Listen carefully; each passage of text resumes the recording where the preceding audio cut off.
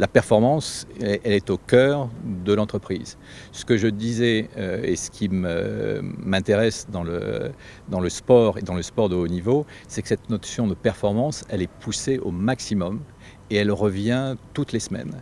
Et je pense que cette résilience sur la performance, c'est ce qu'il va falloir qu'on pousse encore plus au niveau de l'ASM, même si quand on regarde nos résultats passés, on n'a pas à rougir et je pense que là-haut, Eric doit être fier du travail qu'il a fait. C'est le sport en son état pur, c'est un point qui est important parce qu'il a toujours été important pour l'ASM, c'est la formation.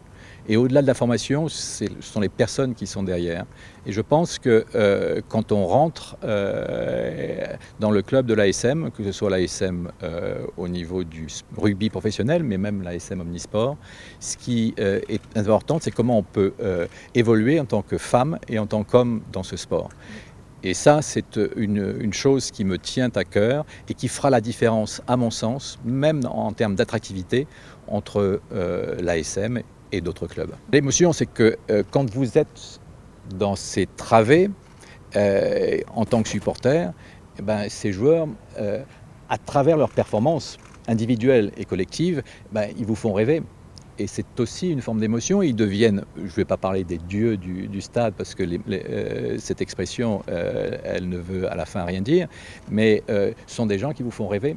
Et se retrouver en face d'eux et de se dire qu'est-ce que je peux leur apporter en tant que président, c'est une lourde responsabilité aussi. Faire en sorte que demain on passe ce chapitre un peu difficile de la pandémie et qu'on arrive à remplir ce stade, c'est pour moi l'objectif principal. Il faut que le club survive et il faut que tous les clubs survivent. Parce que se retrouver seul dans le top 14, ça n'a aucun sens. Et vous savez que même si les finances de l'ASM sont un peu meilleures que celles d'autres clubs, à 5000 personnes en jauge sur l'année, l'ASM ne survit pas.